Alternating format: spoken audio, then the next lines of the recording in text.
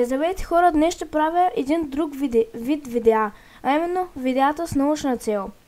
Това може да се абонирате за канала с камбанката да ви праща известия, когато кача ново видео, и да харесате видеото, за да им покажете, че наистина ви харесват този тип видеа и ме подкрепяте. А сега приятно гледане! Днес хора ще говорим за техниката. Началото на техниката. Има много заговорене за началото на техниката, но днес ще ви кажа само една малка част от нея, а именно за клинът. Към най-старите изобретения принадлежат каменните сечива, изработвани от нашите предци още преди 2 милиона години. От това време не са запазени писмени свидетелства. Все пак при разкопките през 1960 година в източноафриканската Танзания в пещерата Одовай са намерени каменни оръдия, представящи ясно доказателство. Това са две снимки от пещерата. Сега нека продължаваме. Първите ръчно изработени клинове, шлифовани клинове с дупка в горния край и стъргала, са създадени около 1 милион години по-късно от първите хоминиди. Клинът е основата на множество други механизми.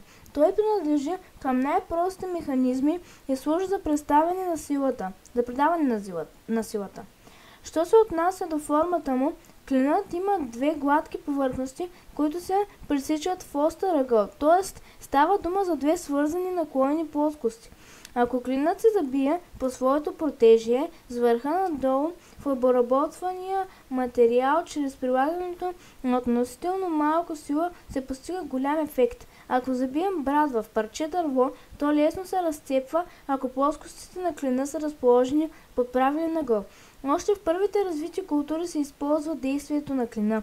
С негова помощ тласкат големите каменни късове, от които са изградени пирамидите, храмовете и други големи обекти. Още от най-ранни времена клина се използва за добиването на руди в мините. При строежа на кораби клиновете се използват, за да поддържат мачтите. Преди да познава резбата и винта, човека закрепва отделните части на часовника в правилната позиция с клинове. Днес клина намира приложение в ножовете, ножиците, брадвите, трионите, пилите и множество машини за производство на инструменти, като например фрезите. Хора, това беше от видеото. Надявам се да сте научили нещо ново, да ви е харесало видеото. Така че отново ще ви напомня, че може да се абонирате за канала с камбанката, за да ви праща известия, когато кача ново видео. Да харесате видеото, за да ми покажете, че наистина този тип видеа ви харесват, за да продължавам да правя точно такива видеа.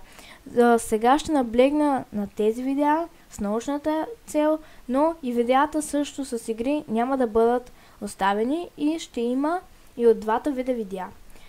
Така че може да напишете коментар кой от двата вида ви харесват повече и чао!